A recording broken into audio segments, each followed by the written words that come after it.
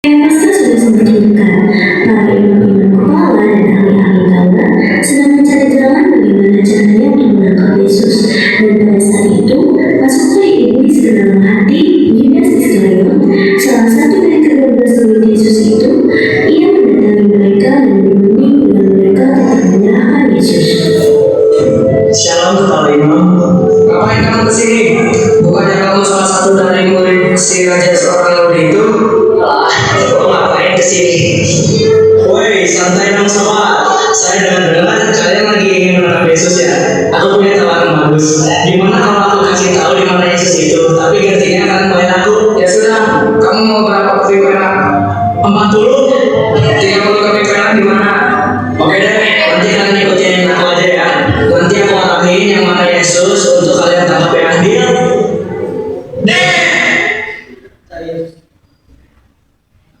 Setelah perjamuan selesai, pergilah Yesus bersama dengan Yohanes, Yakobus, dan Petrus ke taman Getsemani untuk berdoa. Kalian duduk di sini dulu. Saya mau ke sana untuk berdoa. Hatiku sangat sedih, rasanya kayak mau mati. Tunggu di sini dan berjaga-jagalah.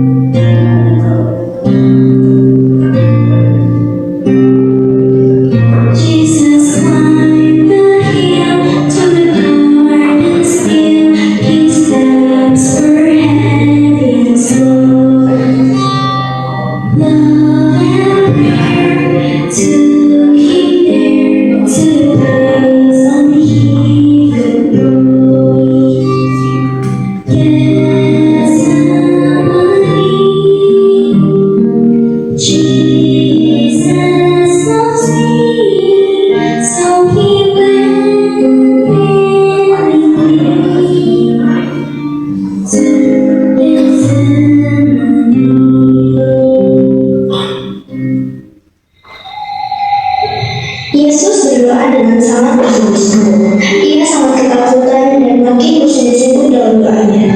Tubuhnya menjadi seperti titik-titik darah yang bertetesan di tanah. Lalu ia bangkit dan mendapati murid-muridnya itu sedang tidur. Kalian kenapa tidur? Bangun, berdoa, supaya kalian gak jatuh ke dalam pencobaan.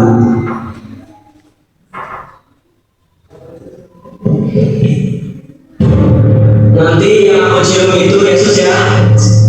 Iya, cepat.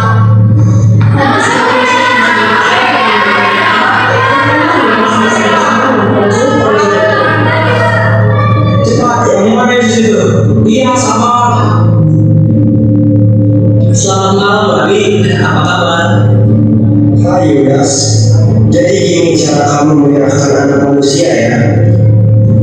Pada saat tentara Roma melihat tanda dari Yudas, mereka segera menangkap Yesus. Petrus yang melihat itu mengambil pedang dari tentara Roma dan menyerang salah satu hamba dari imam besar itu sehingga telinganya putus. Sudahlah itu. Yesus kemudian menjamah telinga orang itu dan menyembuhkannya. Kamu sangka aku ini penyamun sehingga kalian datang dengan pedang dan batu. Padahal aku tiap hari bersama-sama dengan kalian di bait suci.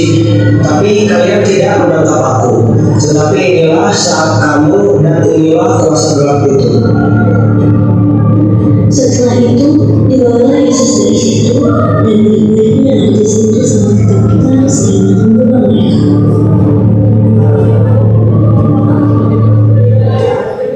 Pada saat Yesus dibawa ke rumah imam besar, Petrus mengikuti dari jauh. Di tengah-tengah halaman itu, orang berkumpul mengelilingi api, lalu Petrus duduk bersama-sama dengan mereka. Seorang perempuan mengamati dia. Bukannya dia yang salah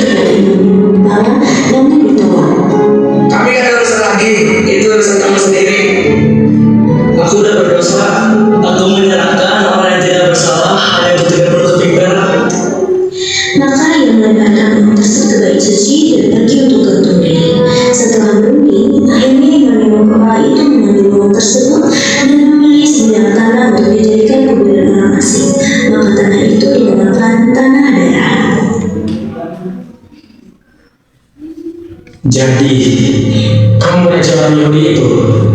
Kamu sendiri yang mengatakannya. Namun karena Tuhan menerima tersebut, ia tidak bisa mengatakan apa-apa. Dan pada saat itu juga ia tidak bisa menemukan kesalahan daripada Yesus. Pada saat itu sedang Paskah, dan ia sudah biasa membebaskan satu orang tahanan. Dan dari situ ia berharap bisa menyelamatkan Yesus. Dan pada saat itu juga ada seorang yang bernama Yesus Barnabas, seorang penjauh. Lalu Pilatus memberikan mereka pilihan. Kalian pilih yang mana mau kalian bebaskan, Barabas atau Yesus? Karena aku tidak menemukan kesalahan yang dia buat. Karena desakan dari orang-orang untuk segera menyalibkan Yesus, Pilatus terpaksa untuk setuju. Oke, kalau kayak gitu, terserah mau kalian apain dia. Tapi yang aku nggak tahu dari dia, itu urusan kalian. Setelah diolok-olok, Yesus dibawa keluar untuk disalibkan. Ia memikul salibnya menuju tempat yang bernama Golgota.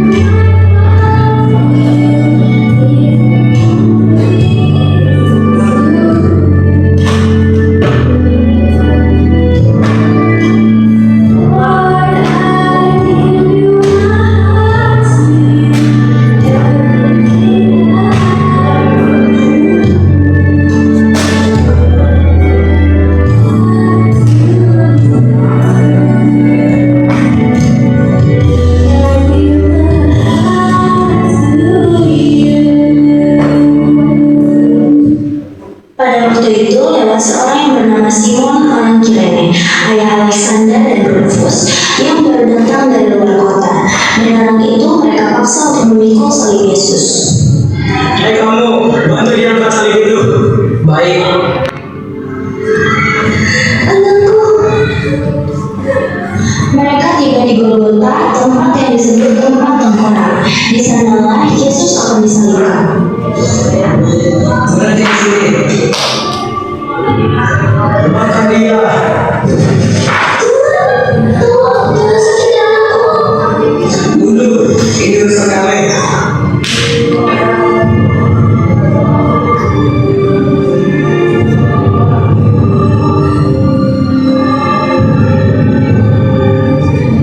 Angkat salibnya. Namun di tengah penderitaannya, Yesus tetap penuh kasih dan mengampuni mereka. Bapa, ampunilah mereka. Pada jam 12, kegelapan meliputi seluruh daerah itu dan berlangsung sampai jam 3. Dan pada jam 3, berserulah Yesus dengan suara nyaring, Eloi, Eloi, lama sabachthani. yang berarti, Allahku, Allahku, mengapa engkau meninggalkan aku?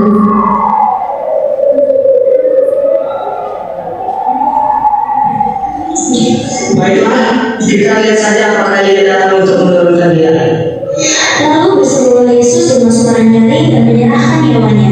Ketika itu, tabir Yesus terbelah dua dari atas sampai ke bawah. Waktu kepala pasukan yang berdiri di hadapannya, dan ia melihat matinya demikian, berkatalah ia, Sungguh, orang ini adalah kalah.